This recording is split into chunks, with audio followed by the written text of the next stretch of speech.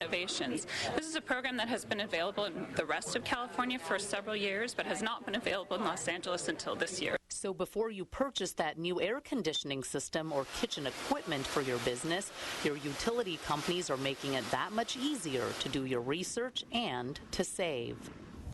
Some programs are run by the LADWP on behalf of SoCalGas, where other programs are run by SoCalGas on behalf of LADWP. So customers need only apply once per program to qualify for incentives from both utilities. Well, it's been a critical month when it comes to the city's efforts to revive the LA River. With 4 plans on the table, one in particular is creating quite a splash. Anita Bennett reports. For years, it's been debated how best to restore the LA River. Now there's one plan that's gaining support from Los Angeles residents and its leaders. We now have over 4,500 people in Los Angeles who have signed a petition. I can't remember the last time 4,500 people in Los Angeles agreed on anything, but who have said we want to make sure option 20 is the one that we enact on the banks of our founding river. The Army Corps of Engineers is considering 4 plans to improve access to the river and restore an 11-mile stretch between downtown and Griffith Park. Alternative 20 is the most expensive, with a proposed cost of $1 billion, but it's also the most comprehensive. At a recent public forum in Los Angeles, the plan received widespread support. There is nothing more important for us economically and for the acquisition and expansion of green space than to do this project and to do it right. It can be done. This leadership here is going to make it happen. Everyone should be involved because it's our turn. It's our turn for this big project. It's a project that many in LA say makes the most sense. I'm Anita Bennett for LA This Week. And the mayor called for further support of Alternative 20 at an LA River fundraiser. An Old City pool gets some work done. Also, a council member wants to ban alcohol ads on city property. These stories and more in City Beat. The mayor, along with former council member Ed Reyes, a huge advocate of restoring the LA River, attended the annual Let's Talk River fundraiser held at the LA River and Garden Center. Garcetti and the LA City Council in August officially backed the $1 billion Alternative 20, the most expensive and comprehensive of 4 LA River revitalization options being considered by Congress. We've fought and thought, we've met, we've convened too long for us to settle for something that is just part way. Mayor Garcetti was in Washington, D.C. last week to make it clear to lawmakers that L.A. deserves Alternative 20, which would return sections of the river from Griffith Park to downtown to its natural state. Councilmember Joe Buscaino joined Recreation and Parks and the Bureau of Engineering officials in Watts recently to break ground on the 109th Street Pool project at the 109th Street Recreation Center. The existing deteriorated swimming pool and bathhouse will be demolished and replaced with new ones. In 2004, we did a study that looked at all our pools, and we felt this was critical to the community based on equity and use. Unfortunately, in 2007, the funding we had was taken away, and now we're here today because of the savings in the department. We're going to have a brand new pool for this community. Rec and Parks officials say the average age of the city's pools is around 60 years old, and most need to be replaced. Councilmember Paul Koretz is renewing the call to pass an ordinance banning alcohol ads on LA City property. That includes buses, bus shelters, and street furniture. Supporters of this ban say the city of Los Angeles should play a positive role in reducing exposure to alcohol ads to protect youth and reduce alcohol-related harm to all residents and visitors of the city. LA's Wilshire area showed its spirit and diversity at this annual police event. People came out for the LAPD Wilshire Division Open House, a chance for the area's Chinese, Korean, and Orthodox Jewish communities to share cultures and cuisine. They also got a chance to mingle with LAPD officers who patrol their streets. That's how we grow as a community, learning about different people, different lifestyles, and that's really what we hope to accomplish here today. People also took home trees to plant and got a chance to check out new and vintage LAPD hardware. The LAPD's West Traffic Division co-hosted the event. Not everyone has had the pleasure of walking to school accompanied by the mayor, but that's exactly what happened one recent morning, with the mayor encouraging students to make exercise a regular part of their day.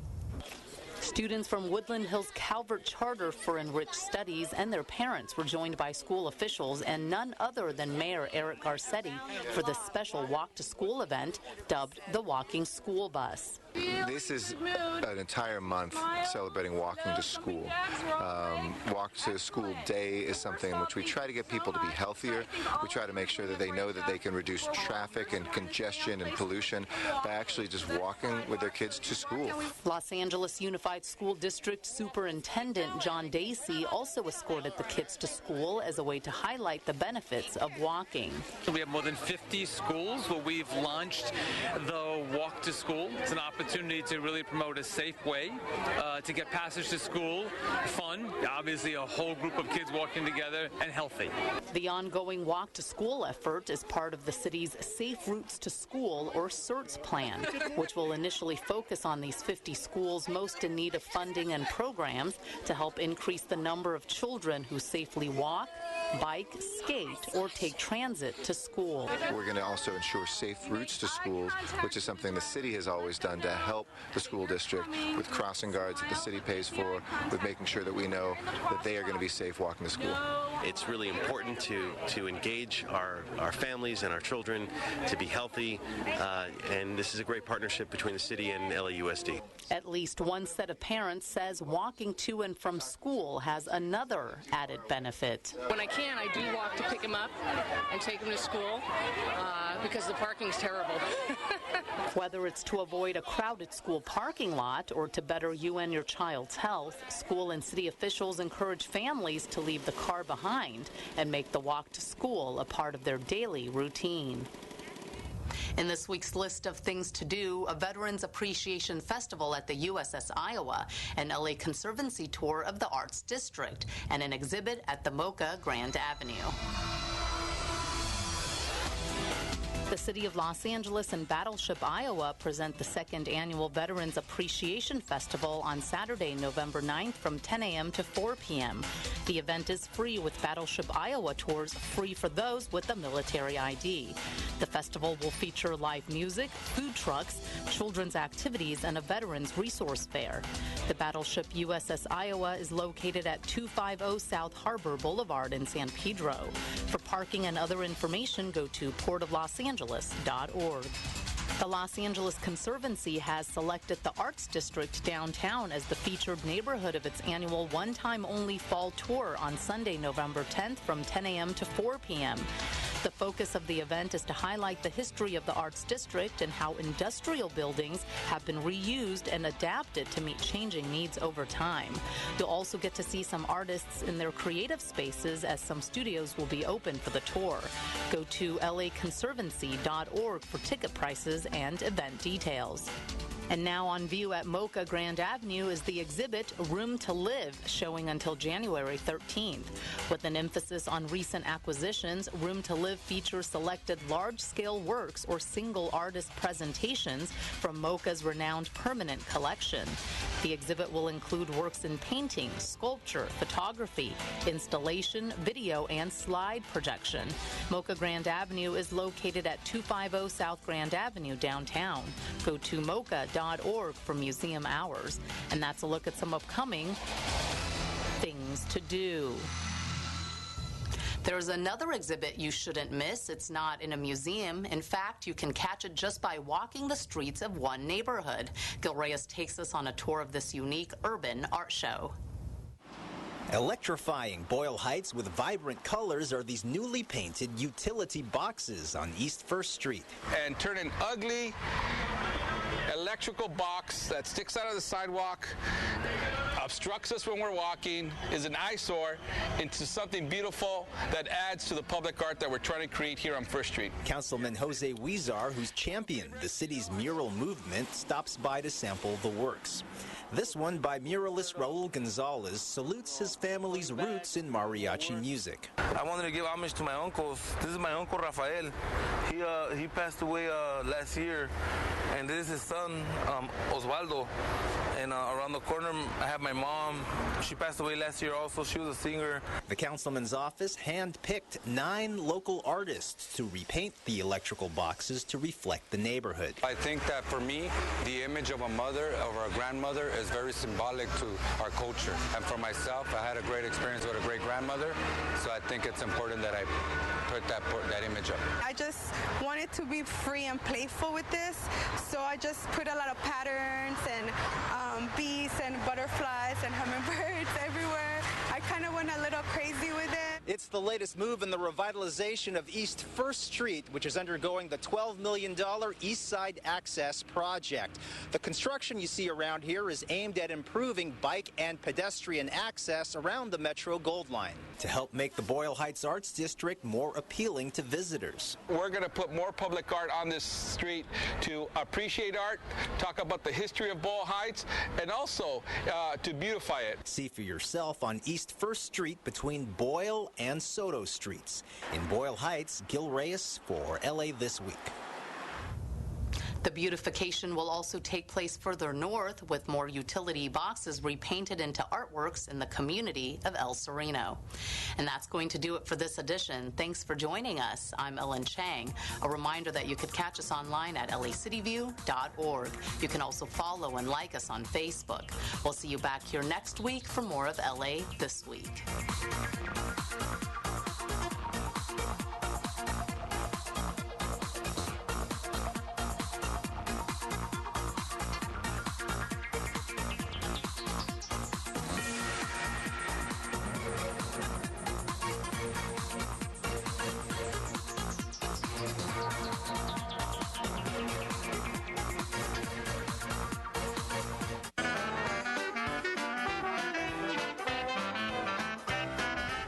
Kevin from Chatsworth, offering you a taste of New Orleans since 1986. You're watching LA City View, Channel 35. Our city, our channel.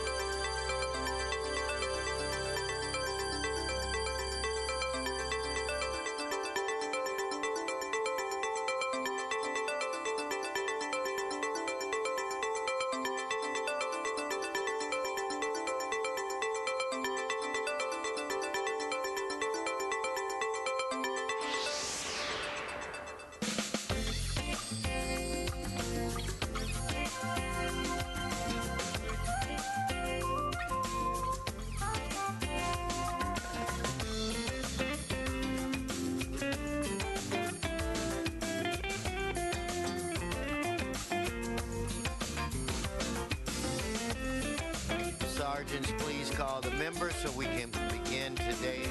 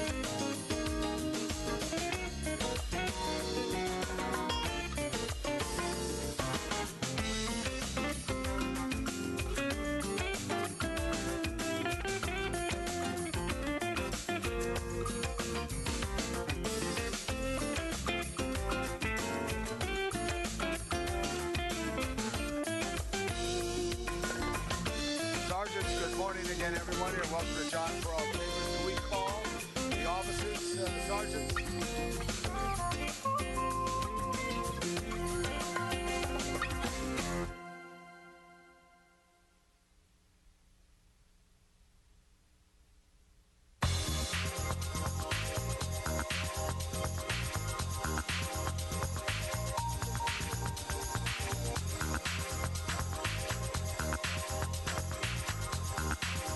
Mr. England is here. Mr. Blumenfield's here.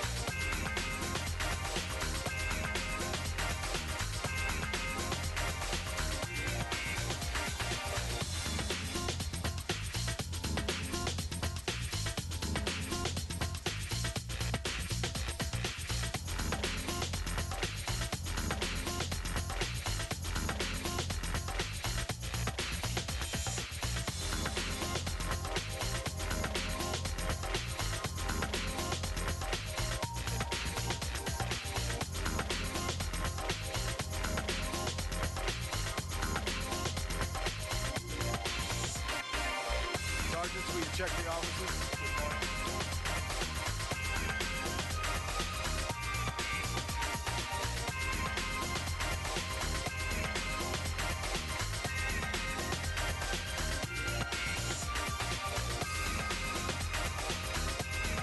Mr. O'Farrell's here. Good morning, Mitch.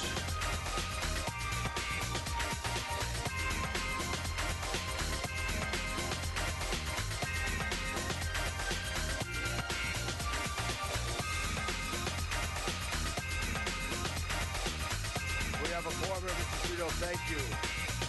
Mr. Clerk, please call the roll. Blumenfield, Bonin, Buscaino, Cedillo, Englander, Fuentes, Huizar, Koretz, Krikorian, Labange, Martinez, O'Farrell, Parks, Price, Wesson. 10 members present and a quorum. Mr. President. First order of business. Approval of the minutes. Mr. Price moves. Mr. Cedillo seconds. Mr. President, commendatory resolutions for approval. Mr. Bonin moves. Mr. Bloomfield seconds. Mr. President, there's a request from the Department of Building and Safety to receive and file item 1 inasmuch as the lien has been paid. Very good. We thank those who paid the lien. Without objection. Very good, sir. Mr. President, item 2 is an item noticed for public hearing, and we do have a card on that matter. Very good. So we hold that, Mr. Clerk? Yes, sir. Items 3 through 12 are items for which public hearings have not been held. 10 votes are required for consideration. Let's open the roll on that. Close the roll. Tabulate the vote. 10 ayes. 10 ayes. So they're in front of us. Do we have any need to call special? Mr. President, we do have cards on the following items. Items 3, 4, 5, 6, 8, 9, 10, 11, and 12. That leaves item 7 for council's consideration at this time. Well, let's open the roll. No speakers on the queue. Let's open the roll on 7. Close the roll. Tabulate the vote. 10 ayes. 10 ayes. Very good. Mr. Huizar, great to see you as always. Next item. Mr. President, that takes council to presentations. I'd like to welcome the President of City Council for the very special weekly presentation that has had a 1,000% success average with our Department of Animal Services. So please welcome Mr. Wesson.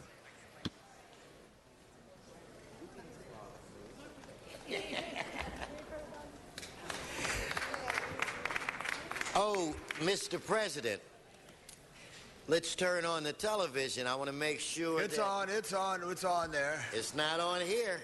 There we are. There it is. Okay. And it's not for me. It's for Lola, Mr. President. Today we have Lola, who's a terrier mix. And Lola is about 2 months old. She's ready to go home with someone today. She's looking for a home, and as Mr. Labange said, in the city of Los Angeles, we do have a 100% adoption rate where it relates to our dogs, and we want to make sure we keep that going today. So I'd like to just, if you could show Lola off a little bit, and I'll beg to see if we can't find an owner. Anyway, usually the majority of the dogs that we get adopted are from individuals that work in this building or in one of the other city facilities. So we're going to keep Lola here for a few minutes if you'd like to call in and get her. A lot of the dogs are adopted by individuals that are here in the audience. I ask you to give this young lady a home. We love dogs and cats and other animals in the city, but we cannot keep them all. So when you adopt Lola, when somebody adopts Lola today, you will be saving her life or some other animal's life, because we won't have to worry about keeping space for Lola. So help us save a life, have a unconditional love. I mean, they love you on bad days. They love you when your hair is all messed up and you're not looking your best. So if you're looking for unconditional love, and we're looking to continue our 100% adoption rate, so please, Lola. And now tell me, how big and all of that do you think Lola's going to be? She'll probably just get a little bit bigger, just a couple pounds bigger. She's got the smallest little paws here. And for any woman or any man who likes long eyelashes, she comes with extremely long eyelashes. She's quite girly. So Lola she got her name because she was a dancer. She is a dancer. But she's awesome. She just loves to kiss, loves to cuddle, and just loves to play. She's a puppy. So anyway, please, if you have an interest here in the audience, you can talk to the sergeants. We'll let you see her. If you're watching this on television, please call in. The number is 888-452-7381. Mr. President, thank you. Thank you, and we thank all our animal service people, and Lola especially. Whatever Lola wants, Lola gets. What movie was that, Mr. Wesson? All right, here we go. If Mr. Labange, if you could now defer to if Mr. O'Farrell is ready, I would defer to him at this time. Mr. O'Farrell is ready, so for a very special presentation, we have our attention to the rear of chambers.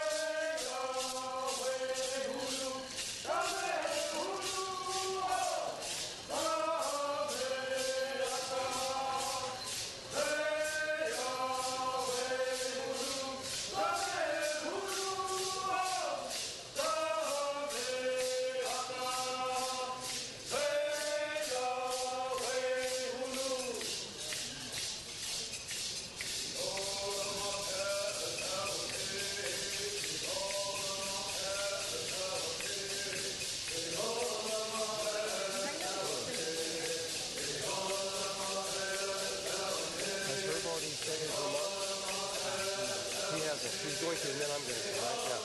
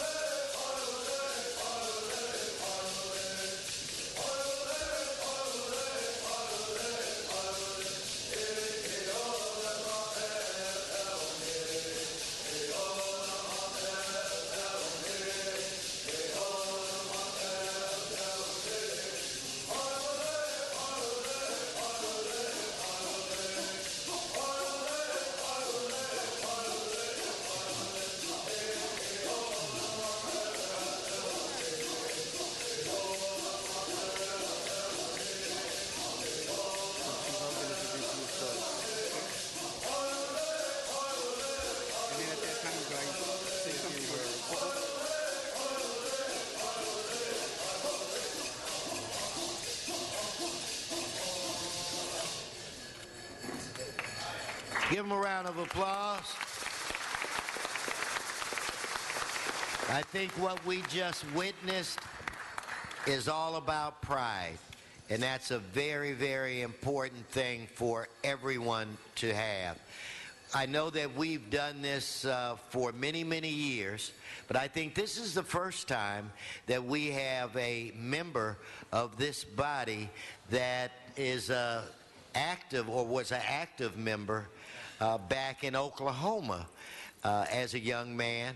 And I'm going to present to you our great councilman in the making here, a good man, a very effective leader in Mitch O'Farrell. The floor is yours.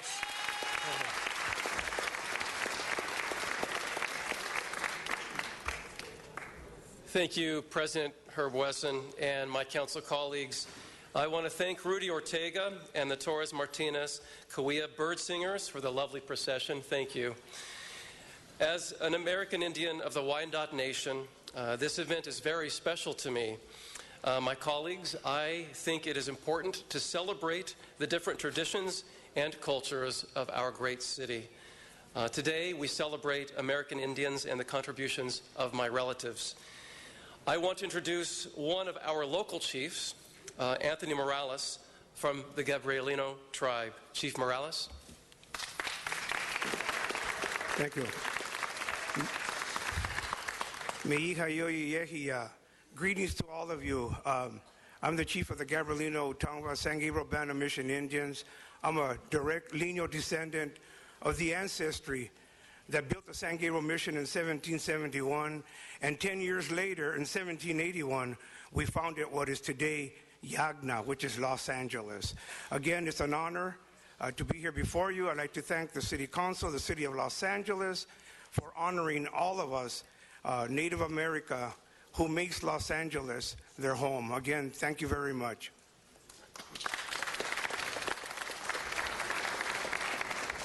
Thank you, Chief Morales. My chief, Chief Billy Friend, is standing to my right. He traveled here from Oklahoma, from Wyandotte, Oklahoma. You may recall during my swearing-in ceremony, Chief Friend swore me in to office and gave a very moving tribute and swore me in, and my constituents witnessed that. Chief Friend joins us here today, and I just want to say that my Aunt Marjorie, who is my elder in my family, who lives in Texas, she's 84. She wasn't able to travel here today, otherwise she would have. But my Uncle Bill is in poor health, so she wasn't able to make it today, and she is the oldest surviving member of my family in my tribe. So I'm very honored to introduce the chief of the Wyandot Nation, Chief Billy Friend.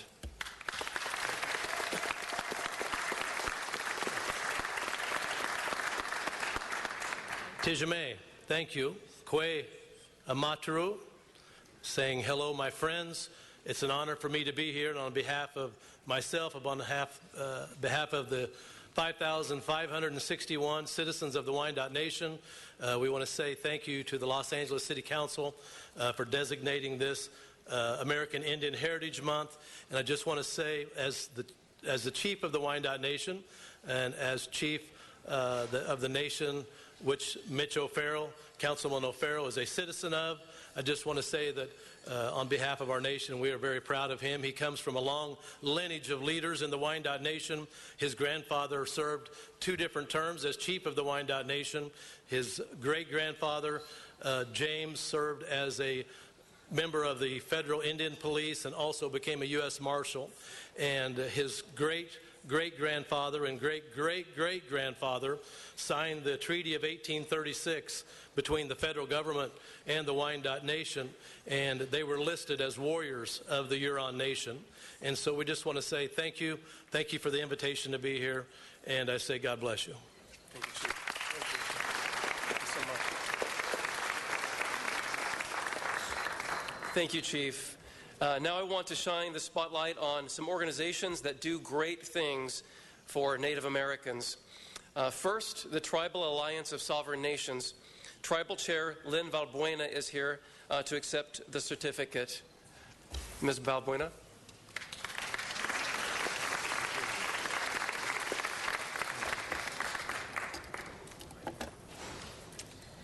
Thank you, everyone. What a great day for all of us as Native American people here. We do appreciate the opportunity coming here with all of you today and being recognized. As the councilman said, my name is Lynn Valbuena. I'm tribal member from Samuel Band of Mission Indians in Highland near San Bernardino, and also the chair of the Tribal Alliance of Sovereign Indian Nations. I would also like to recognize my two board officers here with me today, Andy Maciel from Pechanga and Brian McDonald from Chemehuevi. Thank you for being here. I also want to begin by thanking and commending the City of Los Angeles and the City Council in joining us here today for Native American Heritage Month. We must never forget who we are and where we came from, and as you all know, it's always an ongoing education for all of us as Indian people to educate our general public, non-Indian people, legislators, on how tribes are structured and what we do. It's not always about gaming. There are other issues and cultural identity issues that are very close to heart with all of our tribes. In particular, I also want to applaud Councilman Mitchell Farrell, a member of the Great Wyandotte Nation of Oklahoma. Thank you again. Sure. Thank you again, and it's it's just wonderful to know that we have Native people also, on the council here in Los Angeles, and we need to build that relationship with all of you. So again, thank you. I also want to just quickly recognize Ron Andrade from the Indian Commission here in LA for the county and the city. Thank you, Ron, wherever you're at. There he is.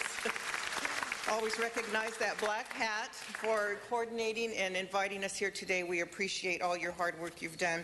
But our tribes, just very quickly, there's 10 tribes in our organization, and we have the tribes are in 3 counties in the state of California, so we work collaboratively with other tribes throughout the state and throughout the nation to have that work done where we can all work together. So again, thank you so much. We appreciate everything. There you go. Thank you. And I'm going to take a quick picture over here.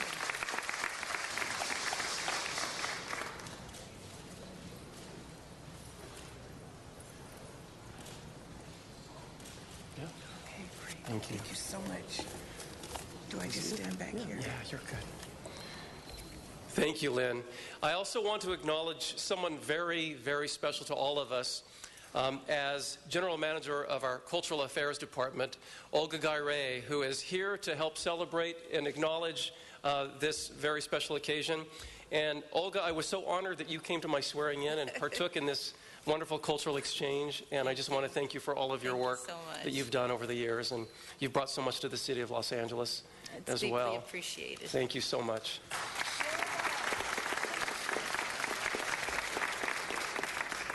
Next, we have from the Torres Martinez Tribal, or TANF, Tribal Chair, here to accept another certificate of acknowledgement. We have Chairwoman Mary Resvaloso. Ms. Resvaloso. Thank you, Councilman Farrell. I just want to say it's not only an honor, but a blessing to be able to serve the Native Americans in the county of Riverside. And we're just so appreciative by Umna'a, and we just say alawa to him, because the key is providing those resources not only for self-sufficiency like any other TANF program, but self-identity, because we know that is key in any growth and personal development. So again, we appreciate the county. We appreciate that you've allowed us to come through your gates to be able to serve the Native Americans. Acham. Thank you. Here's the certificate. We got a few pictures. There you go.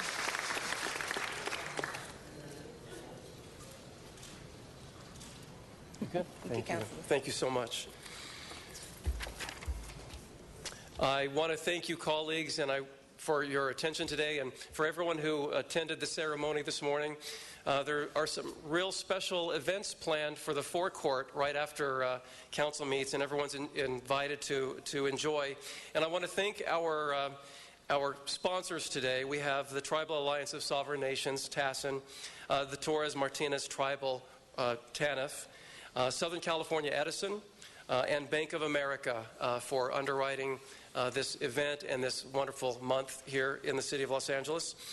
We are now going to do the ceremonial unveiling, unless Mr. Chair, I do have some things to say. First, we want to thank Olga Garay and all the Heritage Months that you coordinated. Give Olga Garay a big hand and a great job. I see Richard West from the Autry National Center and the Southwest Museum. Stand up, Richard. Get a little hand right there for your participation. And I want to let everyone know, Native people know, in the historic monument in Griffith Park at Ferndale, which is for the Tonga tribe. Mary Rodriguez, step out here, Mary, a little. Mitch O'Farrell's deputy, working now with Mitch.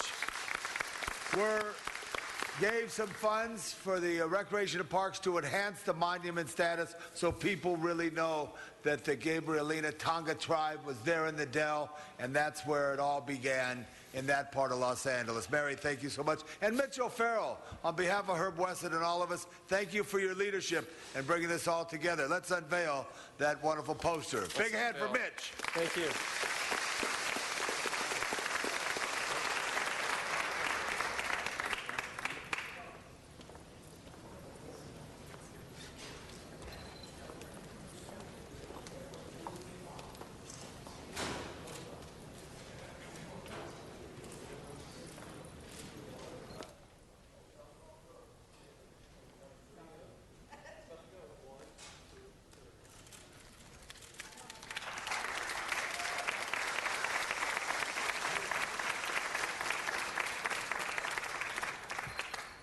Mitch, take another shot. Before you leave it, Mitch, turn around. Get a good shot.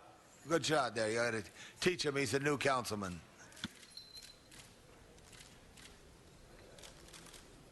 Beautiful poster, beautiful artwork.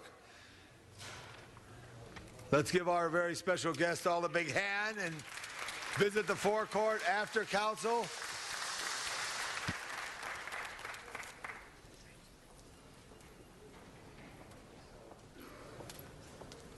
Here's your proclamation. You can officially present it. There we go. So what we'll do is I'll take this, and then we'll hold it back there. So now you're going to go to the forecourt. Thank all our guests as they exit the John Farrell Chambers.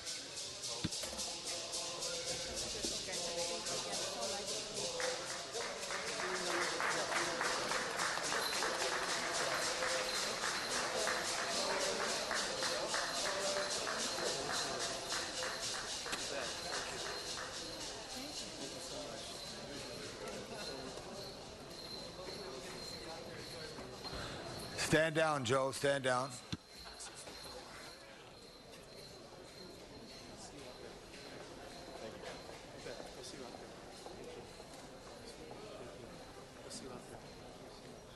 Mr. Sachs, could I call you to the podium real quick, Mr. Sachs?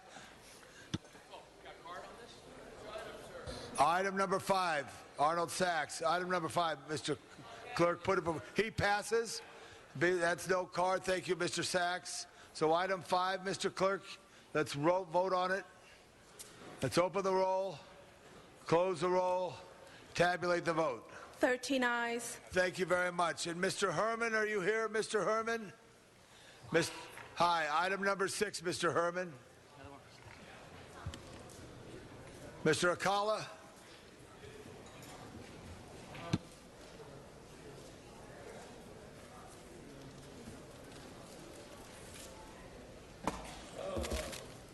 Mr. Herman, please come up, Mr. Herman. Item 6. Good morning, and a round of applause to our guests. Beautiful ceremony. Thank you, thank you. But let's go into item 6 from Mr. Bloomfield and Martinez, relative to waiving a 400-foot by 2-foot dedication requirement resulting from an expansion of the existing manufacturing warehouse facility located at Haskell Avenue. Well, apparently it seems to be a good job because it's got the approval of the engineers, Public Works, and hopefully this expansion will stay within the grounds of its issued permit. Hold my time. That completes your time. Juan? I particularly did not believe those were Indians. They sounded more like Hawaiians. Anyway, in real estate, the city should probably control this kind of stuff, commercial real estate, but the city should not control basic living facilities for people. Everybody should have a place to live, even if it's in a warehouse. For Pete's sakes, give people a place to live and start making laws to keep them homeless. Thank you. That completes the public comment. Let's open the roll, close the roll, tabulate the vote. 13 ayes. Thank you very much, Mr. Buscaino and their very special guest. I thank you. They'll understand their Coast Guard. Sometimes another ship has to pull ahead of a greater ship. Thank you. Thank you, Sarah. Mr. President, colleagues, it's great to acknowledge and today give thanks to another San Pedro son, John Russo. It's my honor to be a part of this very special presentation this morning to recognize John Russo, a man who takes the term public servant to a whole new level. Lieutenant John Russo of the Los Angeles Police Department, who is re-enlisting in the United States Coast Guard Reserves and was just sworn in a few minutes ago by our mayor, Eric Garcetti. John enlisted in the United States Marine Corps on December 5th, 1985. He proudly, honorably served for 4 years on active duty and stayed in on the reserves, where he was promoted to the rank of sergeant. He was recalled to active duty and served in Operation Desert Storm. Shortly after, John joined the Los Angeles Police Department, where he served and continued to serve for 23 years. He's worked a variety of assignments, including Patrol Special Problems Unit, Patrol Supervisor, Chief's Aide, and Watch Commander.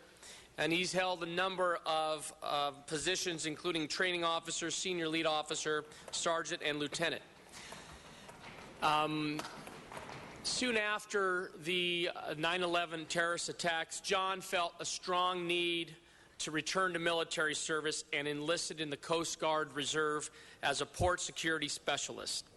He served 6 years with Boat Division Port Security Unit 311, which included a 7-month deployment to Kuwait in support of Operation Iraqi Freedom. At the conclusion of that assignment, he served 2 years as a Maritime Enforcement Specialist, First Class for Los Angeles and Long Beach, and was recently selected to serve as an Investigator First Class with the Coast Guard Investigative Service. That alone deserves a round of applause here at the John Ferraro Chambers. God bless you, John, for your service to your city and your country. He is joined here by his loving wife and also Los Angeles police officer Jennifer Russo and their lovely 3-year-old daughter Elizabeth. Look how beautiful she looks. Channel 35, can we get a shot of Elizabeth in that pretty patriotic dress, all in red, white, and blue? And also John's loving mother, Phyllis Russo, another pride and joy of San Pedro. And our families come from the same city in Sicily, and his sister Anna Marie Caserma. Also joining John in this great honor from the United States Coast Guard, Chief James Lanigan, Chief of Maritime Enforcement, Lieutenant Christopher Lorenz, Lieutenant Patrick Horton, and Lieutenant Colonel Donald Blue from the United States Army, also a fine LA police detective out of 77th. So, John, on behalf of the entire Los Angeles City Council, we acknowledge you, we thank you, and just God bless you for your service, not only to our city, but our country as well. And I'd like to invite John to say a few words. Thank you. I'd like to express my appreciation to the board members for giving me this opportunity. A special thank to my wife, my daughter, my mom, my sister, my comrades in the Coast Guard, my best friend in the Army, and I'd like to recognize all veterans on this very special weekend. So thank you. God bless you all. All right. So in light of the Veterans Day holiday coming up on Monday, tomorrow at the USS Iowa, we will hold the City of Los Angeles' second annual Veterans Appreciation Festival. Myself, and along with Mayor Garcetti, the entire city is welcome. Those who served for our country, our vets, and those who are in active military service will have free admission, will gain free admission to the USS Iowa, the battleship down in San Pedro. So with that, John Russo, we love you. Thank you so much, sir, and we congratulate you. Thank you so All much. right, get a picture, Betsy? We'll get your I think she's taking. Thank you so much. All right, thank you very much. Come on, Jennifer. There you go. And then we'll take one back for a nice photo as well. All right. Elizabeth, look at good job. Thank you, Mr. President. Beautiful picture, beautiful people of our Coast Guard. Let's give them a big hand. Give all veterans a big hand today. Yeah, we'll go to that. And Mr. Clerk, I'd like to take item 12, just one vote, one issue. Mr. Sachs, please. Mr. Fuentes on the queue. We got it. Sorry.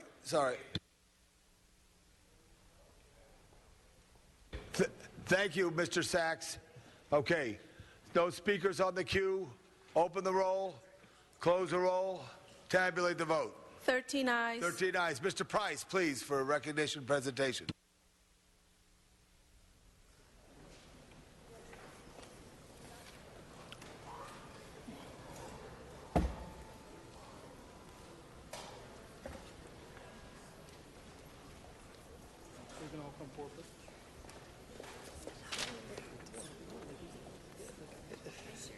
Okay. Come on in here.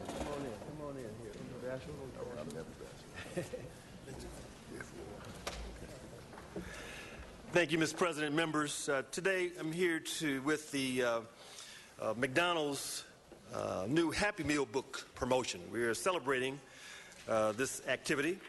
From November the 1st through November the 14th, McDonald's is going to offer books in print for Happy Meal customers, providing more than 20 million books to families across this country. Throughout the 2-week Happy Meal book promotion offer, families are going to be able to enjoy 4 original books featuring McDonald's Happy Meal characters. Also starting November the 1st, McDonald's will give families anytime access to reading with a new interactive digital book each month through the end of 2014. One of McDonald's collaborators is Reading is Fundamental, who will nationally distribute over 100,000 Happy Meal books to children who do not have easy access to books. With me today are representatives from both McDonald's and Reading is Fundamental, as well as several nonprofit organizations serving the 9th and other parts of our community, the Brotherhood Crusade, the Challenger Boys and Girls Club, and A Place Called Home. And so at this time, I'd like Lindsay Hughes from the McDonald's Owners Operators Group to say a few words. Right behind you. Come on down. I'd like to say good morning, and Mr. Parks, nice to see you again. It's a joy that we have the opportunity in McDonald's to continue to be and to give back to our community. Whether it's nutrition, whether it's education, it's always good. And I've been in McDonald's 45 years, and to watch the evolution of our relationship with the city of Los Angeles and all the hard work that you guys do, I appreciate you having us here. And on behalf of the Ronald McDonald's Children's Charities and the operators of Southern California, I'd like to present this check right here. Where you? There she is. To Suzanne for $10,000 to help her cause.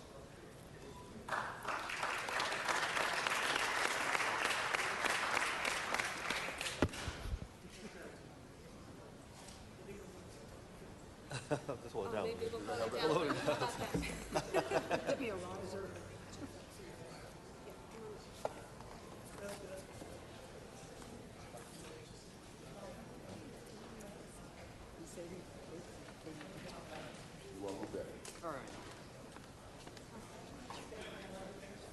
You got that shot there? Good shot.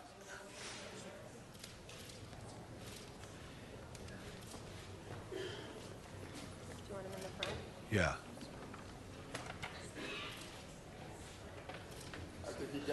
Good. Good. And we thank you very much for that.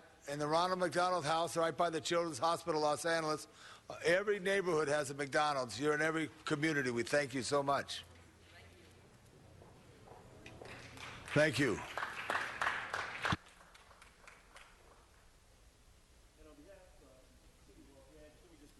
To the McDonald's Association of Southern California for your outstanding commitment to our community.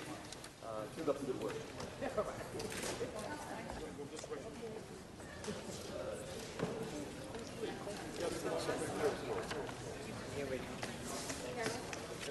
Get Carol Massey in the picture. She's in our district.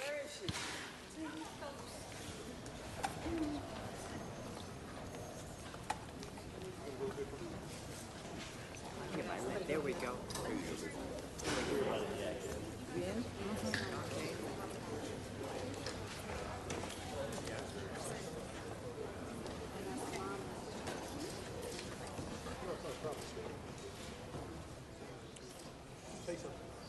Great job there, everybody. Thank you. McDonald's, thank you. Thank you, Carol, for all the work. Carol Massey is one of the operators and also made available Mr. Sadia a property that she was going to develop to New Fire Station 82. Very involved. Thank you. Mr. Price, thank you very much. Before you make your next presentation, would like to recognize the International Visitors Leadership Program that's here today. And if we could, welcome our friends from Bolivia, Colombia, Costa Rica, Ecuador, Guatemala, Honduras, Mexico, Panama, Paraguay, and Venezuela. Give them a big hand. And Janet Elliott, where's Janet Elliott and the great job that you do? This is an international program that trains and educates and improves the relationships of all. It's a project here in the Western Denver. Great to see you all. Make sure you visit the Tom Bradley Tower. And if you get onto your tiptoes, maybe you could see the hills of Mexico. It's so clear today. Thank you.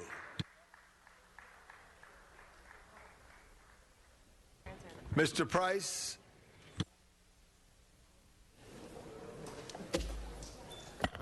Thank you again, Mr. President. Ladies and gentlemen, with me today, we're here to honor Javier Cecilia. Where's Javier? Come on up, sir.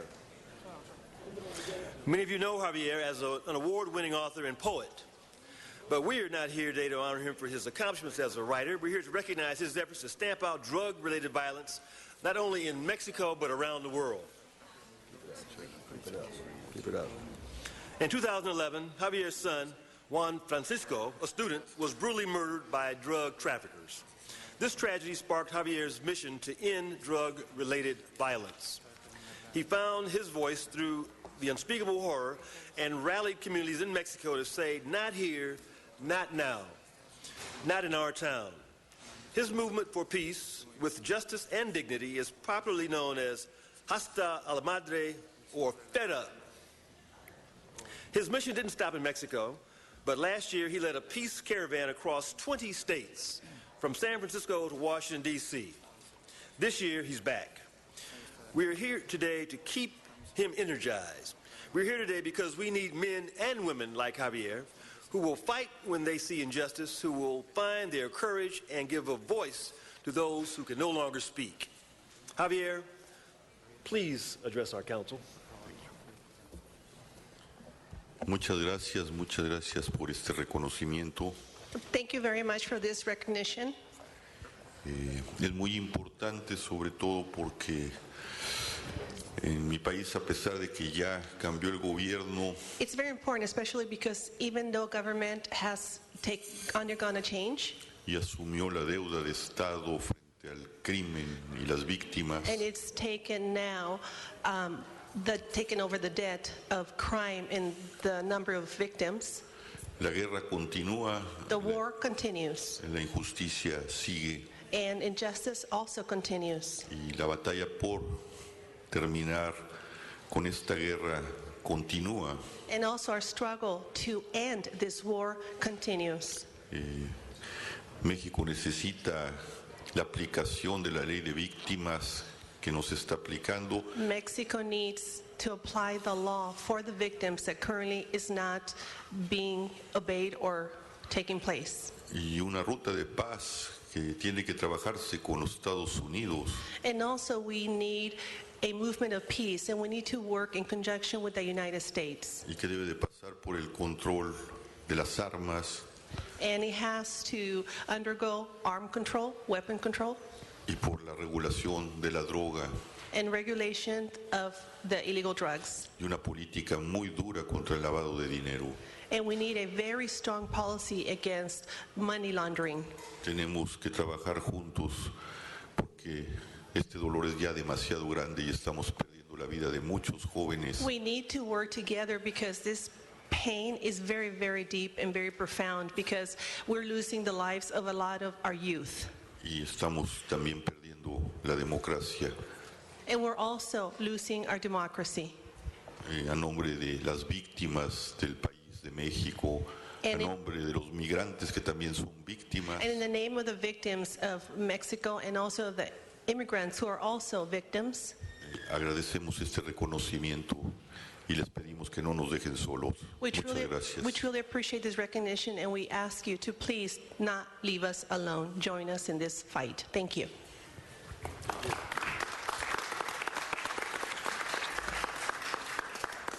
We have a certificate of recognition that we are presenting.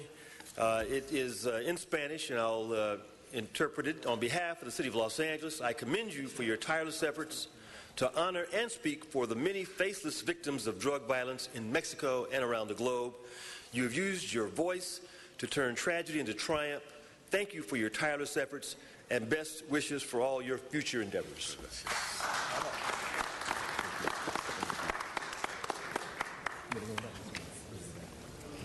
Thank you, Mr. Price. As they exit, I have special guests all the way from New Jersey. Now I want to welcome Peter and Lillian Halden. They're the great parents of Daniel Halden, my deputy. Please stand up and be recognized by the Los Angeles City Council. Thank you very much, Daniel, for your parents to be here. Let's take your parents across the country to work day today. Good job, Daniel. Mr. Clerk, let's do item number 10 right now. Yes, sir. Mr. President, there is a substitute motion for item number 10. That's motion Labange-Wesson. We should first take the public comment cards on this matter and then take two votes, first on whether to substitute or not, and then on the actual matter itself. All right, Juan, is Juan still here? Thank you. I'm sorry, Juan. You're called right now for this number 10, sir? Number 10? I pass. You pass. Thank you very much. Mr. Walsh?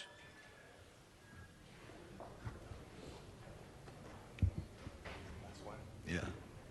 It's always good to call him first because he doesn't know what item it's on. He can't speak to it. All he does is listen to the other. Yeah, right. Thank you, Mr. Walsh.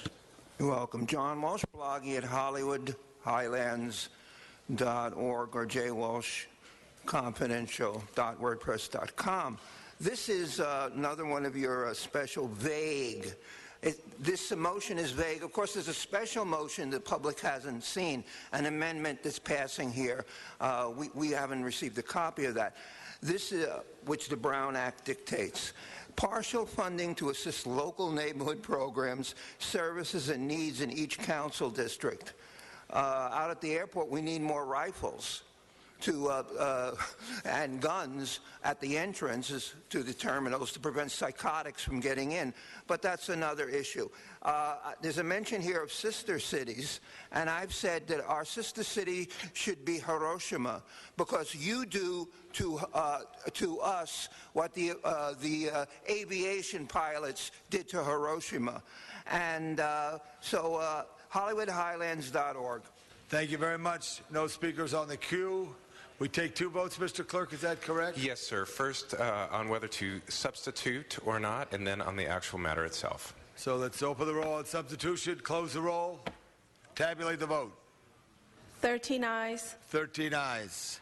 Next vote. Mr. Clerk? Yes, sir. And this is on the actual substitute motion. That's motion Labange-Wesson. Let's open the roll, close the roll, tabulate the vote. 13 ayes. 13 ayes. Very good. Next item. Mr. President, that brings us to item 2, called Special for Cards.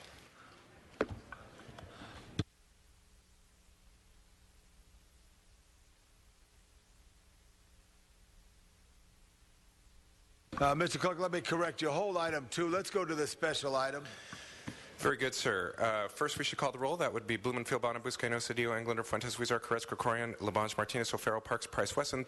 13 members present and a quorum. Mr. President. All right, Mr. Clerk, we have some cards on this item? Mr. President, yes, we do. We have 3 items on this agenda. First, if I may, there are items 13 through 15, and there are items for which a public hearing has not been held. 10 votes are required for. So let's, without objection.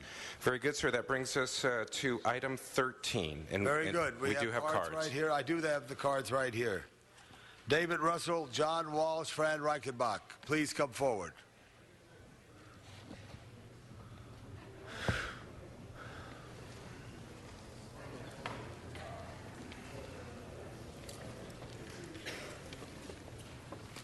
This is 13. I'm David Russell. I'm here to speak in opposition to the continuation of this temporary appointment. And it comes down to just simply how easily we've become adjusted to a political climate of money, and where we should be concerned even about the appearance of money laundering. And we actually have communications from the chief of Building and Safety that he was doing money laundering. He doesn't say it in those words, but that is what he's saying. And the city needs to pull back from allowing itself to be washed away in a flood of money politics and accepting even the appearance, let alone the reality, of money politics. Thank you for your time. Thank you, Mr. Walsh.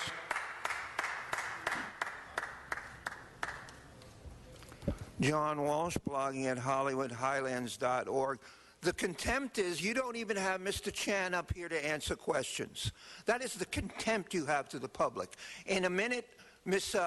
Fran Reichenbach will give you all the information about why Mr. Chan should not be re-upped for another term.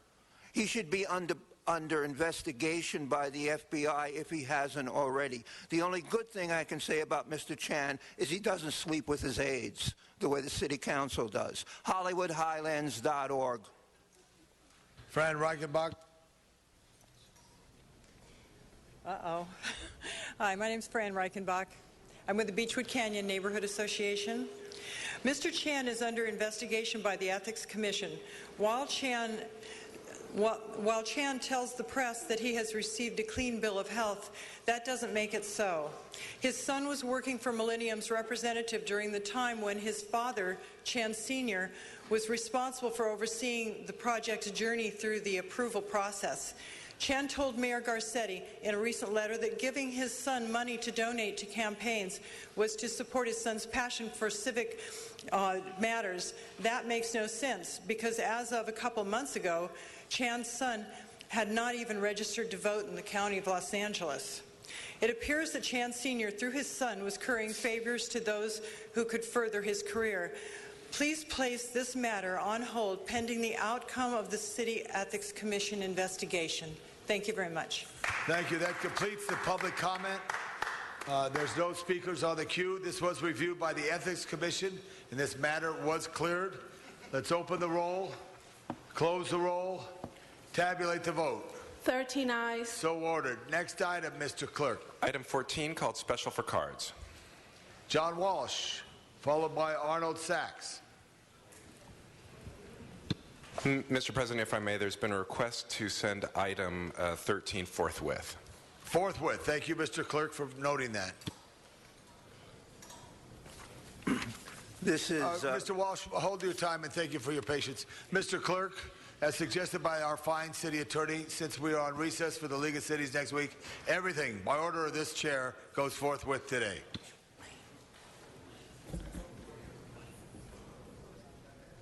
Mr. Walsh, thank you. This is item 14, John Walsh, HollywoodHighlands.org, pertains to fiscal year salaries an ordinance which amending the salary schedule, which in fact raises the salary. But don't worry, they think you're so foolish that next year you're going to give them $3 billion to repair the streets when it's going into this.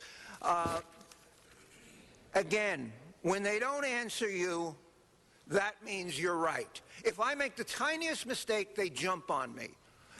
Take a look at this number 14, and the fiscal impact of this is none. Yeah. The secondary impact, the indirect impact, is millions of dollars down the drain. HollywoodHighlands.org. Mr. Sachs.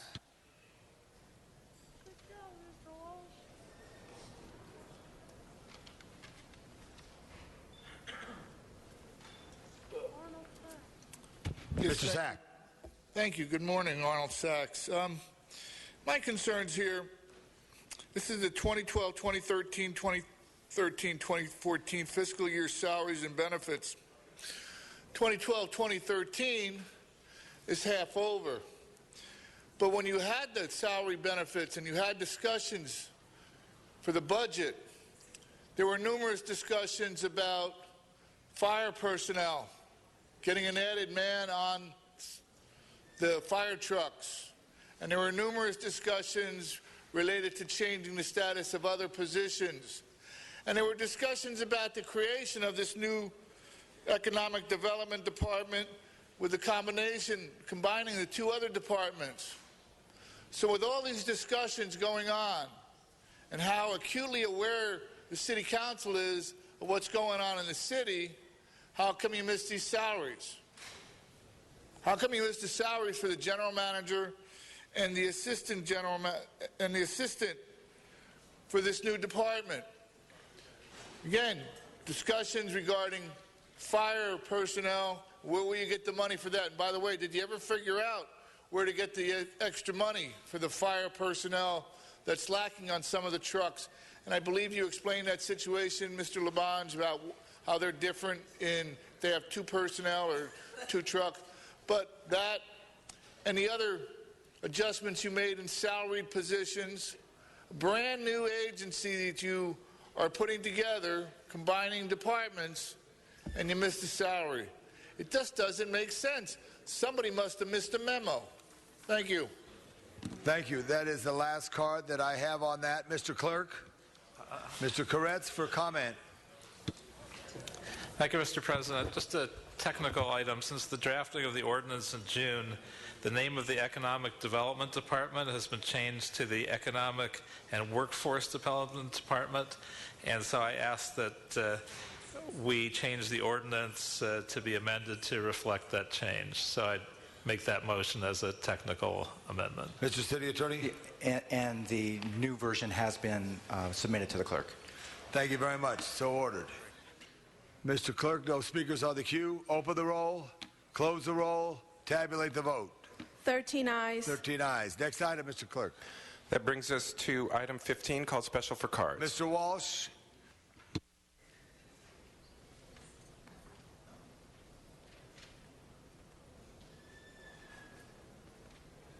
I put cards on every item and I'm not getting codes, so I don't know. You're an FBI agent, Dollhouse dude. That's why. Undercover. John Walsh, blogging at HollywoodHighlands.org. This is my favorite racist. You have at least one or two racist agenda items here.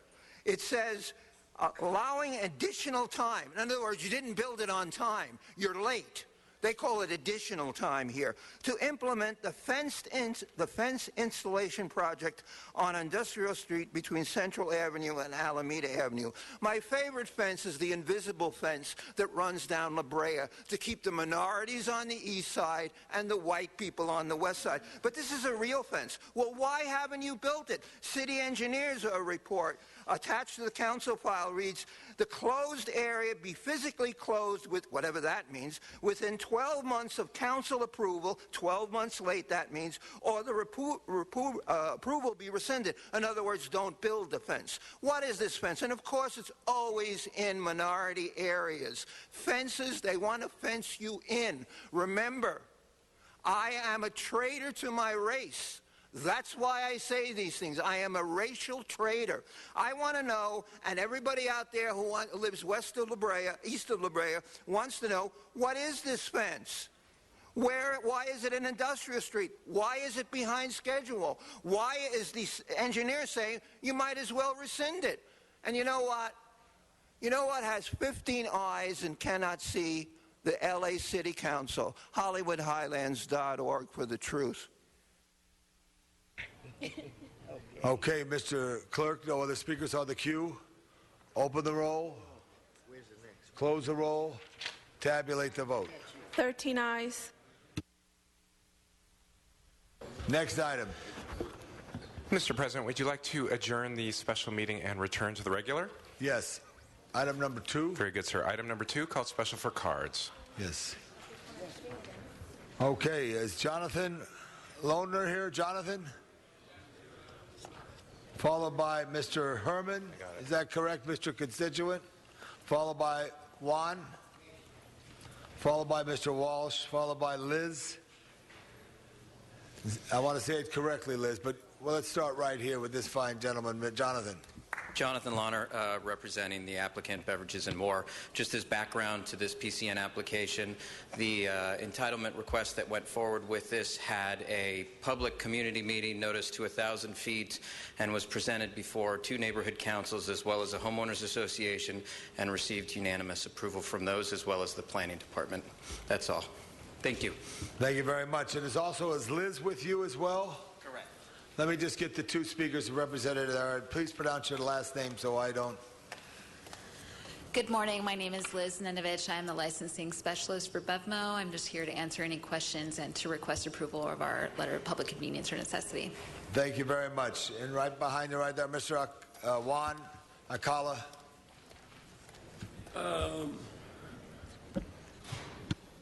The necessity for alcohol sales for on and off consumption, beverages and man.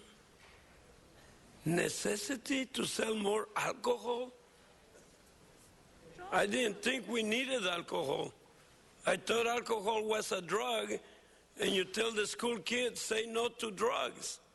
But if we can make money out of the drug called alcohol, it's okay. Let's give out more alcohol licenses. Let everybody get drunk and go hit somebody. What is this? We do not need alcohol at all, but prohibition did not win. So why are you restricting marijuana and other things? You're doing a prohibition on other things, but not on alcohol. Something is wrong with this society. We are all a bunch of stupid idiots guiding each other straight into the bar. Right, Mr. LaBonge? See you later. Mr. Herman. Alcohol forever. Mr. Fuentes, good morning. And people of Los Angeles, again, sensible people will see trouble coming and avoid it, but the unthinkable person will walk right into it and regret it later when it comes to people with DUIs and alcohol abuse. It can be social and it can be effective. It can be disastrous.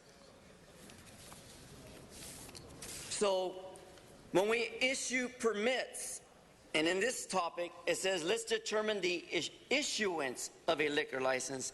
But there has to be a permit, because every state, every city has a process where you have to get a permit. And usually you don't just get a permit because it doesn't fall into somebody. Within politics, someone there has to either sneak it by, switch it by, or spread it out in a way that it's, quote unquote, hiding the truth. And we all have heard the bad news in the recent news. Tragedy after tragedy after tragedy. When do we come to a grip with alcoholism? I'm a social drinker like you, Mr. LaBonge. I don't get into any trouble. I wish not to. And had I ever had a DUI, I wouldn't be given a second chance to escape that. To me, that sounds like corruption. So, in interest of the public, the issuance of a liquor license for beverages, but where? On an off-site consumption. I hope all of you in Los Angeles, those of you who are families and family-oriented, understand the problem with alcoholism and those who lose in it. I can't ignore Mr. Weezar's DUI because he got away with it. All right, thank you, Mr. City Attorney. Mr. Herman, on the subject, your time has expired. Thank you very much. All right, no other speakers except Mr. Walsh to close. Mr. Walsh, you're the last speaker. Thank you, sir. I love this one. This is at Bevmo. You know Bevmo. Usually, all the Bevmos I know, you can't drink at the site. Here, this one is for on-site and off-site consumption. The address, I want you people out here to know, 4214. I'm always putting down the west side. Now I'm defending it, Lincoln Boulevard. It will serve the public convenience and necessity and will not even tend to create a law enforcement problem. No, alcohol, they're not, it's underserved, Venice. There aren't enough places. Sometimes you have to travel 50, 30, as far as 45 feet between the alcohol on-site and off-site consumption. But we understand what you mean by the necessity of alcohol. And I'll close. This is what they mean by necessity of alcohol. When some of you up here hire an aide, it's necessary to get them drunk before you can screw them. That completes the public comment cards. Let's open the roll, close the roll, tabulate the vote. 13 ayes. Next item. Mr. President, that brings us to item number 3, called Special for Cards, and Councilmember Cedillo. All right, before Mr. Cedillo speaks, Juan Alcala, would you like to speak? Or you want to pass? I really don't know what I'm talking about, but I'll read it to you. Communication from the city attorney and ordinance.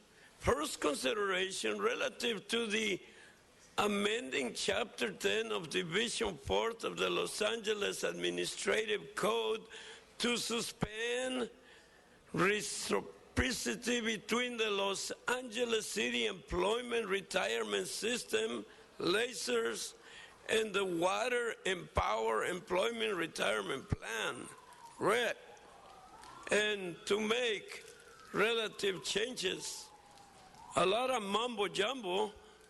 I did not understand a word I read. And I think it means the different departments should not commingle. Why not? You're all grabbing the money from the taxpayer. Feel free to do so. Arnold Sachs, please. Followed by Charlie Mims. They like to commingle.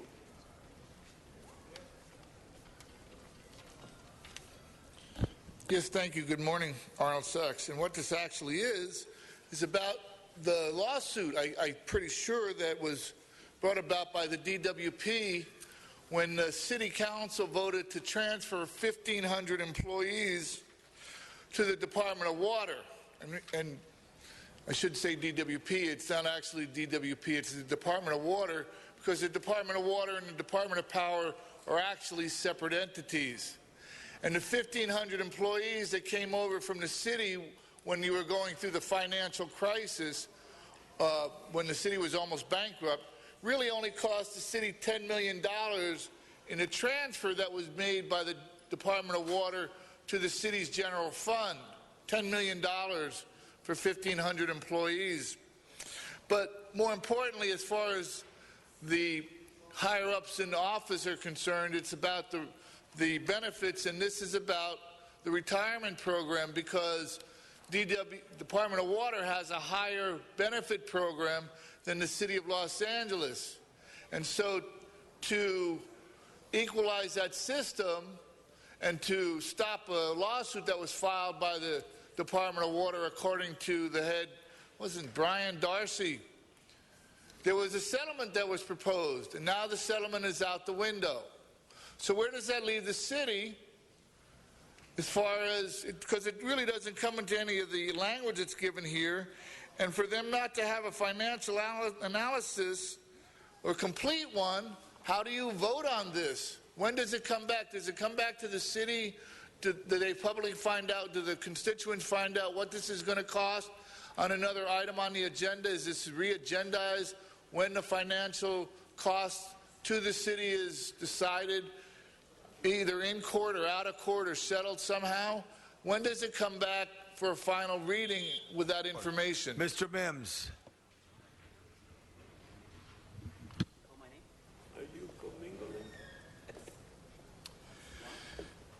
Good morning, Charlie Mims, Executive Director of the Los Angeles Professional Managers Association. And I just came up this morning to remind you that under state law, Myers-Milius-Brown and the City Employee Relations Ordinance, the city has an obligation to meet and confer with the organizations, the unions representing the employees that would be affected by changes in their terms and conditions of employment. This matter directly affects the terms and conditions of employment of our members and of the 20,000 members of the Coalition of City Unions. To date, we have had no request to meet and confer on this issue. I would request that you vote this down, and if you want to make changes to reciprocity, direct the CAO to meet with the unions involved, all of the unions involved, to negotiate it. Thank you. That's the speaker cards have been completed. Public comment has been completed. Mr. Clerk, this item's before us. Mr. Cedillo, did you didn't put your button, nor did I didn't put my button. We're no speakers. Now we have a button pushed. There you go. You push your button. You want to say something, Mr. Cedillo? I pushed my button. Yes, I'd like to hear from the CAO and give him an instruction.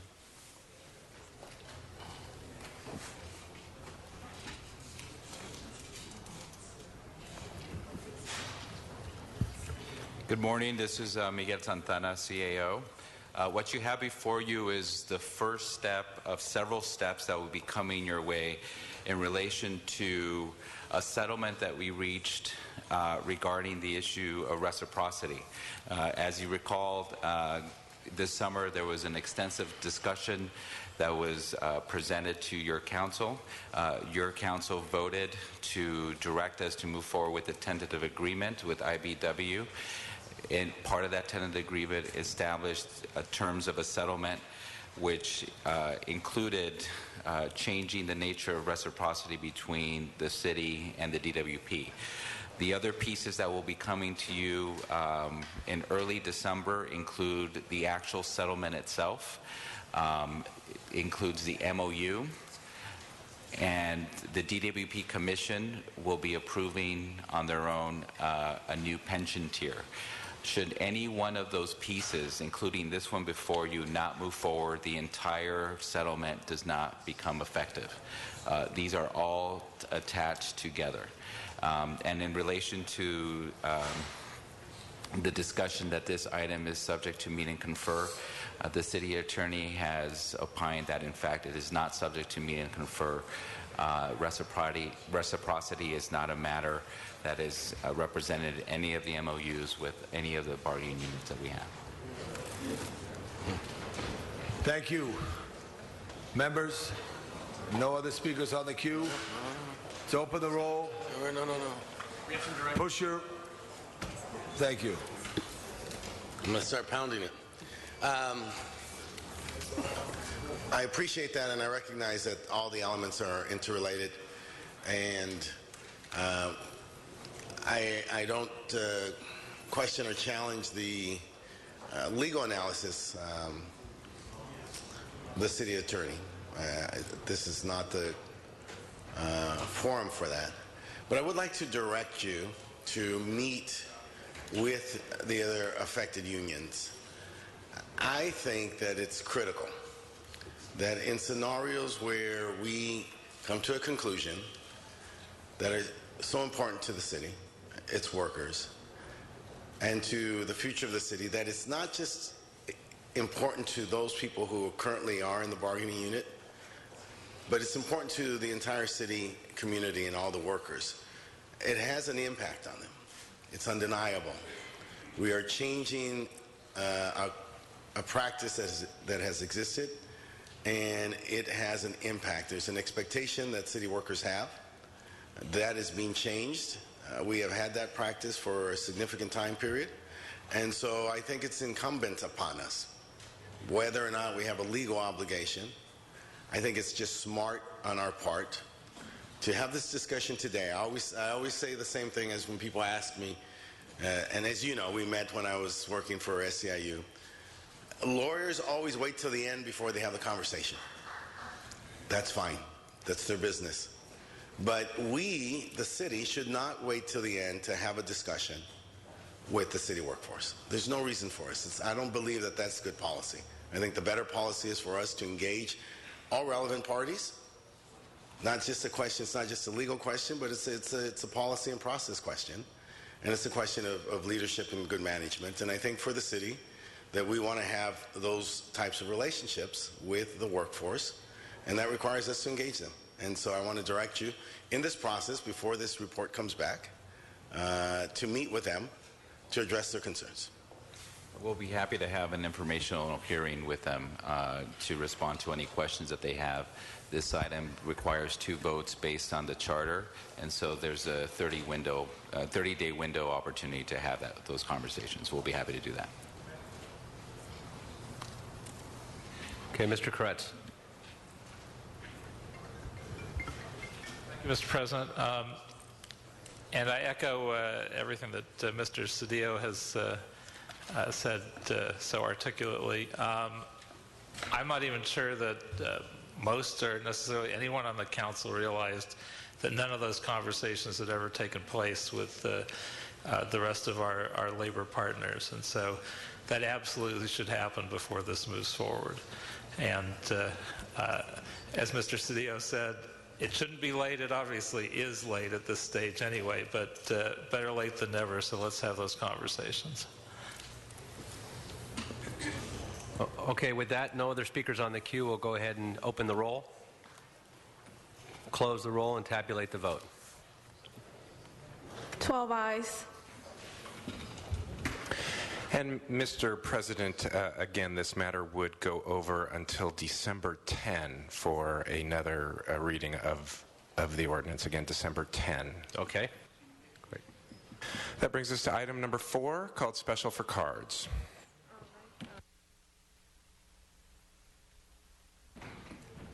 Okay, Juan, followed by Mr. Herman. Oh. I'm sorry, Juan.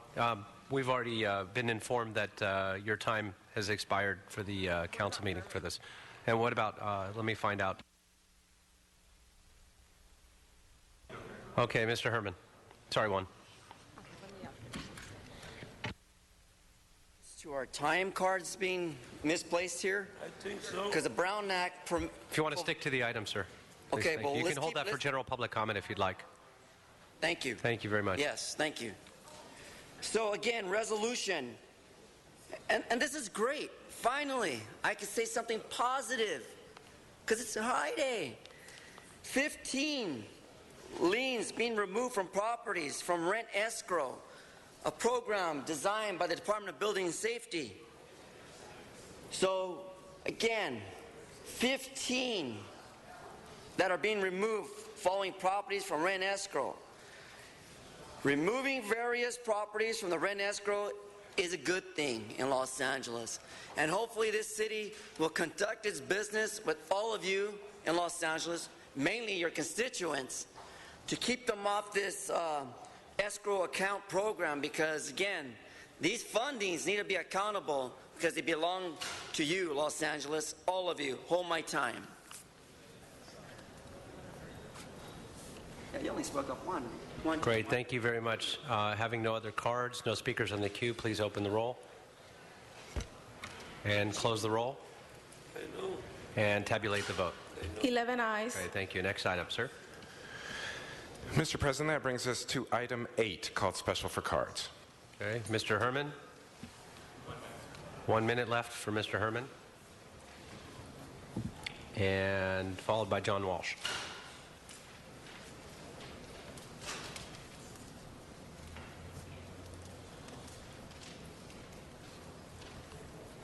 Yes, a special reception at City Hall Tom Broadley Room, November 7th. All are welcome. Los Angeles, reception for all of you. So, let's get back to this. As a matter of fact, I forgot, between 9 and 4, City Hall, Boyle Heights is open to all of you. Hear the expansion of programs taking place in Mr. Weezar's district, Boyle Heights. So, in the approval, $174 from the unappropriated balance funds, general service fund number. Let's be sure that all these funds are accountable and are adapted by the appropriate funds where they come from. And let's keep track of that. Right, Eric? We'll keep track of that. That's all I have to say. Thank you. Have a good Friday. Mr. Walsh. Isn't that a good Friday? John Walsh, blogging at HollywoodHighlands.org. This is unusual. These come through all the time. They tell you the amount of money and they tell you who the special guest is. You have to it has to be a special reception for someone. Then I found out, and the name Weezar is the clue.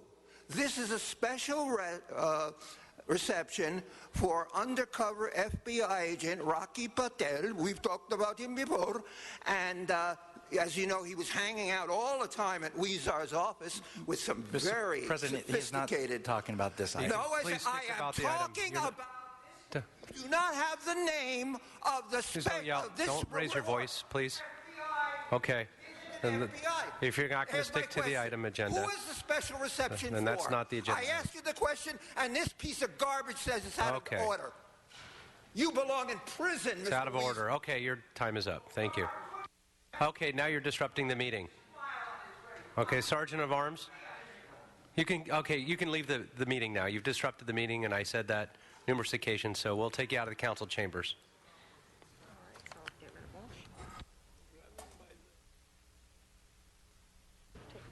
Okay, we'll go ahead and open the roll, close the roll, and tabulate the vote. 11 ayes. Okay, next item, please. Mr. President, that brings us to item 9, called Special for Cards. Okay. Arnold Sachs. Pass. Okay, we'll go ahead and open the roll, close the roll, and tabulate the vote. 11 ayes. And Arnold for the next item, 11.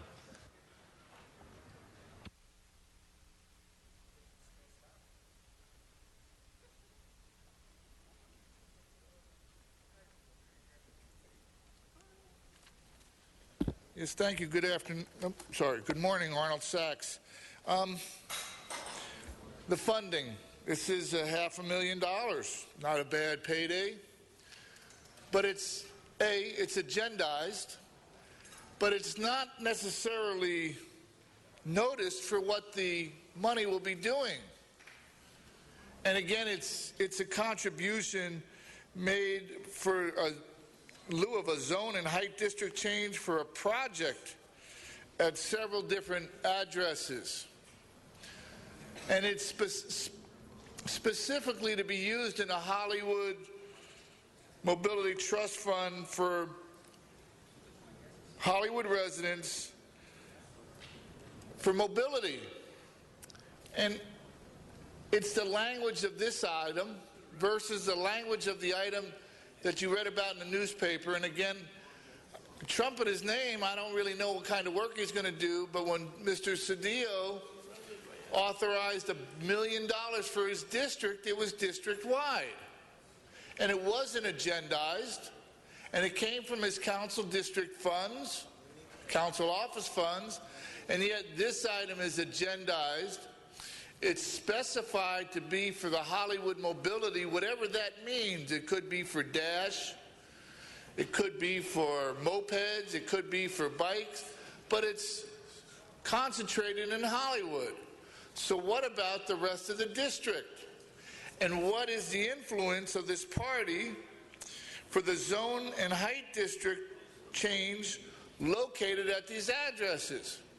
We've heard some stories about some projects in Hollywood where you might qualify them as mansionization almost, where they're 40 stories high in an area where they're not really high rises that benefit the area. Thank you. All right. Thank you very much. We'll go ahead and open the roll, close the roll, and tabulate the vote. 11 ayes. Okay, thank you. Now it takes us to general public comment. Richard Robinson.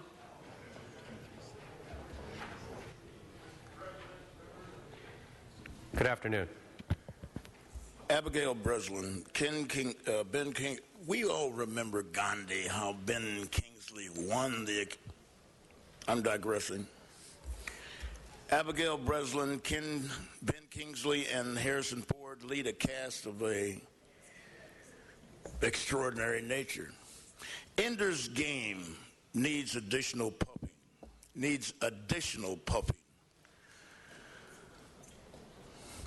Sir, not since I sat with former Mayor Bradley at Mann's Chinese Theater in 1997, viewing Clear and Present Danger, have I been this excited about a motion picture. Now, it's not for, it's not X-rated, it's not making money, it's not going to win the Academy Award, blah, blah, blah, blah, blah. But, sir, this motion picture Mr. President, other than the blah, blah, blah, blah, blah, he's not speaking about anything within the jurisdiction of the city. Okay. So I'm going to tell you people who are somewhat not involved in Hollywood that if you got a couple extra dollars, go see an extraordinary motion picture. It is Ender's Game, Abigail Breslin.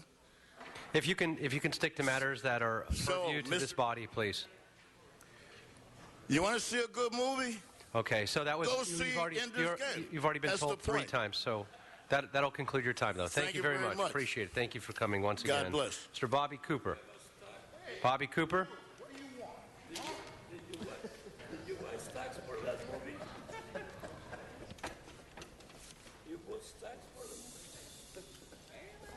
You know, I'm so tired of coming down here, but let the record reflect. And I wish you'd focus in on this. This is a design. I'm a designer inventor. They just stole my designing book, Where I'm Living. Tried to murder me on Saturday after I'd been down here Friday. I won't go through detail. I'm down here for my little 2 minutes to let you know that I'm still trying to find my wife. You understand? Your police officers know where they are. Your African-American police officers, Latinos, and especially Asians. Now, don't you ever forget that I brought you down here. I told the president 2 years ago about who was the telecommunication fraud, what they were doing with these banks and stuff. This is them right here. Here's the pictures of. I'm an investigator. I used to be. You know, I'm retired now. They got $2,000 of mine in this home. You know, slapped a black woman yesterday. They're not people. These people are not even have license to work in these nursing homes. I don't belong in a nursing home.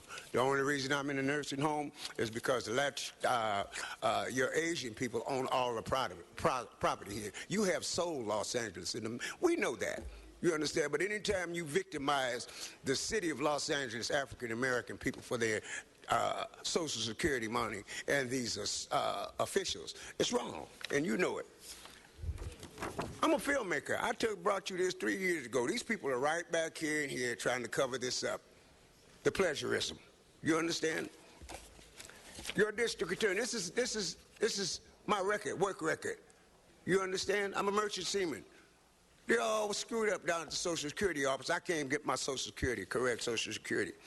This is your DA threatened to put me in jail for fraudulent checks. But these are the checks. You know, man, one is for a box of sugar for $119. No social, no number, no check number. $6. Insufficient funds, $15. Insufficient funds, all of them. No account numbers. You understand? I go to check into it and then drop the charges. Hey, thank you very much. Thank you for sharing. Thank you for coming today. Appreciate that. Thank you, sir. Thank you for sharing. Appreciate that. Brian Barajas, please. It's time for you to share. Thank you.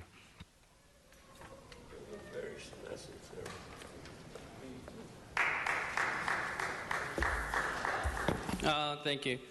Well, I wanted to cut to the chase, but I wanted to point out I just turned in something. LaRouche PAC, wipe out Wall Street's genocidal healthcare insurance companies, return to Hill-Burton principle, and single-payer federal system. You know, a great indication, before I came into this building, there was a naval officer who I exclaimed, "Are you ready for thermonuclear World War III?" And his response to me was, "Yes, I am. Are you?" I was like, "No." Look, these people know we're in that right now. Anybody who denies that is not living in reality. And I have to say that if thermonuclear World War III happens, I'm going to be very disappointed. Now, it's not about me, let's face it, but we human beings, shall we say, and Mr. City Clerk, I love the way you have that lovely face on you. But this is the problem. We live in an Anglo-Dutch empire. The British Crown has already exclaimed this, 7 billion down to 1 billion. And if our military is very full aware of this, then what does that mean about the people who dwell on this planet who don't know that? It's a problem. So what are we? Are we animals or are we human beings? Do we want Glass-Steagall and bring down this tool who's continue President Bush's policies? Or what do we want? Do we want to live or do we want to die? Thank you very much for sharing. Appreciate that. Daniel Jones. How you doing today, Mr. Jones? I'm doing fine. Good morning, ladies and gentlemen, every day. Good morning. I'm here to say Semper Fi to the Marine Corps. His birthday is going to be here coming up in a couple days. I would like to remind everybody in the United States of America that the colonial British Marines and the Redcoats and the colonial Marines were of the same citizenship. And since those British came back to our land, the Marine Corps took first blood for that Constitution. The United States Marine Corps is the vanguard of that Constitution. Everything else came after that. In fact, the Marine Corps is older than this country is. I'm a Marine, and my sister is the most independent woman I know because she was born on the 4th of July. Now, that could be a joke between me and my parents, but I don't think so. It's by the grace of God that I'm here today. I came home and my father asked me, "Daniel, what'd you learn in school today?" I said, "I've learned all about the American Indian." My father said, "Look, Rosemary, look what they're teaching my son." My dad told me the American Indian wasn't called the American Indian until, well, the Americans got there. We'll talk about that later. The last mile, Mr. Blumfield, that is a big, big, big deal. It's going to be prevailing wage, no living wage. The subprime mortgage law is what got this country into where we're at. I'm not going to let Ted Bernanke use that as an excuse to sabotage our purchasing power. Thank you and have a good day. Thank you for sharing. Mr. Herman, your time to share again. Thank you. The most reprehensible ignorance and mischievous unrighteousness and wrong come from those who lie and cheat and abuse all of you. But I have a song for you guys because I love singing.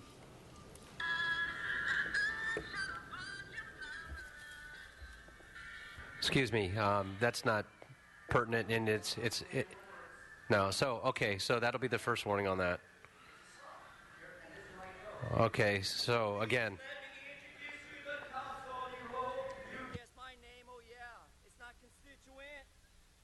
But what's confusing about Mr. Weezer, this is not a game. It's the nature of LA. If we don't address any specific, even public comment to any particular members, okay, so we'll go ahead and call your time. We'll call your. I'm just dying to say it. This is part of public comment. Let me have my way for 2 minutes. Woo! Just. back onto the song, Mr. Herman. As loco heads his shortest sighted tales, y'all just come to me. I'm foolish, lucrative, and ridiculous. But I'm not Lucifer, cause I'm in need of some restraint. Some restraint. Woo-hoo! Pleased to meet you. Won't you come to LA? Hey, everybody, Boyle Heights. Visit our art, see our structures. They're all new. Boyle Heights. Yeah. See, I'm on topic. This is public comment. The city that silences a critic will injure itself. As one for the gadfly task is to steer into life a massive beast of the city. Free the taxpayer. Example, all of your taxpayers are welcome to come to City Hall. Remember, no IDs required. Remember to say Brown Act and go into council chamber. Great. Thank you for sharing that lovely song. Mr. Arnold Sachs.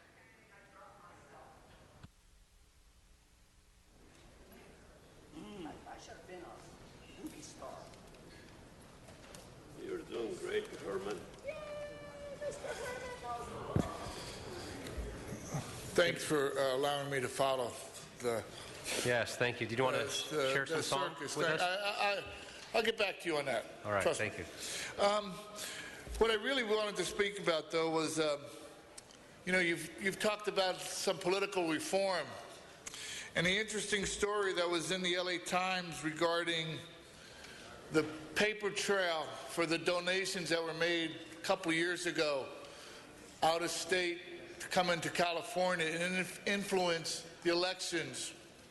$25 million in donations that were going to be laundered through these quote-unquote nonprofits. And there's another story to that.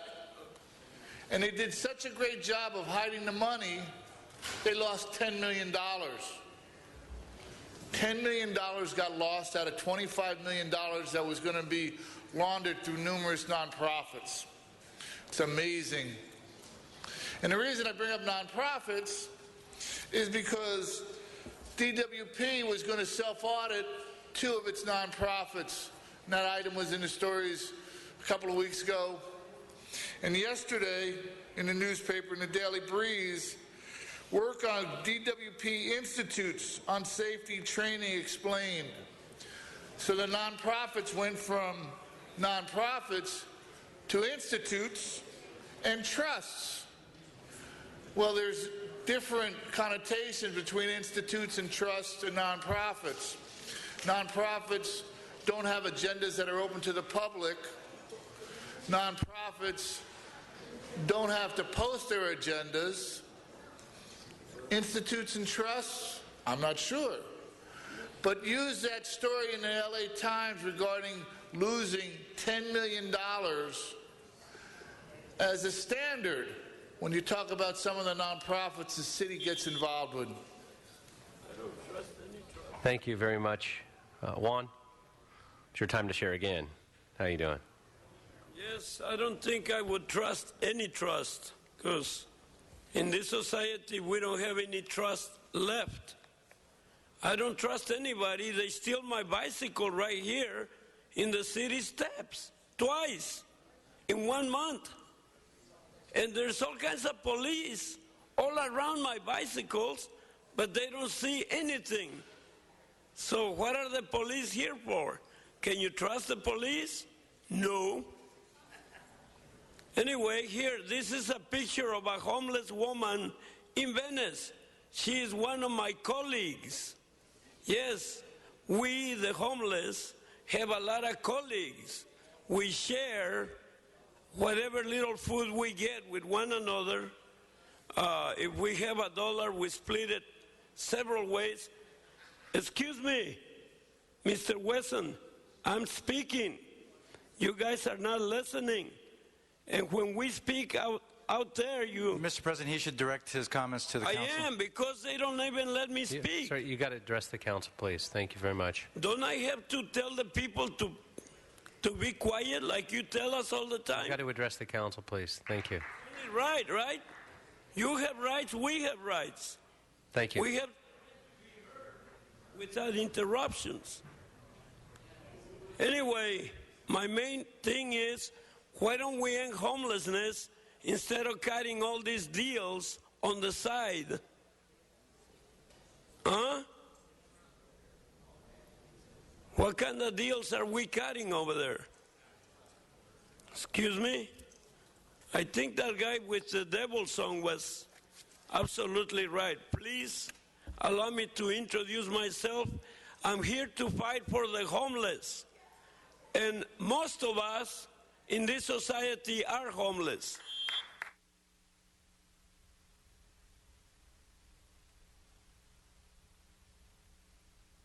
Great, thank you very much. That'll conclude public comment, and I believe that, where does that take us, Mr. Clark? Mr. President, Council has motions for posting and referral. We'll consider those posted and referred. And, Mr. President, before clearing the desk, if I may, I know this was mentioned during the special meeting, but also now during the regular meeting, we've been directed to send all items forthwith today. Okay, yes, all items will be forthwith. Very good, sir. The desk is clear. The desk is cleared. Thank you very much. That takes us to announcements, colleagues. Are there any announcements? Mr. Buscaino. Thank you, Mr. President. Again, tomorrow, our second annual Veterans Appreciation Festival at the Battleship Iowa at the Port of Los Angeles. Please join myself and Mayor Garcetti at 10 a.m. To kick off the festivities. Also, most importantly, not only recognizing our vets, but we'll have a number of, it also included a job fair, resource fair for our veterans. So again, those veterans, free admission to the Battleship Iowa, and those serving active duty today with ID will also have free members admission to the Battleship Iowa. Thank you. Great, thank you very much. Mr. Fuentes. Thank you, Mr. President. And after you go visit the battleship, please come Monday on Veterans Day to the San Fernando Valley, the 10th annual San Fernando Valley Veterans Day Parade. Yeah. Honoring those who have served in the past, present, and future is taking place this Monday. The parade begins at 11:11 a.m. and the parade route's going to be on Laurel Canyon in Mission Hills between San Fernando Mission and Paxton Street. Laurel Canyon between San Fernando Mission and Paxton Street. This year's Grand Marshal is Mayor Eric Garcetti, and a community fair will follow at the end of the parade route at Richie Valens Recreation, so we hope to see you there.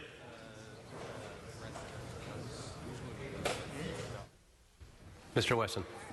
I just wanted to announce that the City of LA and its Adopt a Dog policy, we still have a 100% adoption rate. Sharon from the clerk's office. So anyway, let's give a congratulations to the new mom. 100%. Absolutely. Thank you very much. And colleagues, on an update for the services, this Tuesday for the TSA agent that was killed on the line of duty, the services will be at 10 o'clock this Tuesday at the sports arena. We need you to RSVP, if you could, to my office today as soon as possible.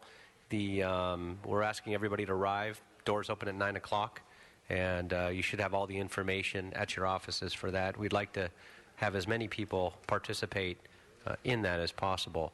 With that, we're going to look for adjourning motions today. Does anybody have any adjourning motions? Okay, if everybody will please rise. Everybody please rise for adjourning motions. We'll start with Mr. Buscaino. Thank you, Mr. President. Just was told that our city planner's father, Mike LaGrande's father, passed away, I believe last night. I was told by our mayor. Services are pending. And his father passed away in the Bay Area, so services are pending. We'll have an official adjournment when we reconvene. So to our city planner, Mike LaGrande, and his family, God bless you. We're thinking about you. Stay strong, and may his father rest in peace. Ms. Ferry said thank you very much, and obviously that'll be all members as well.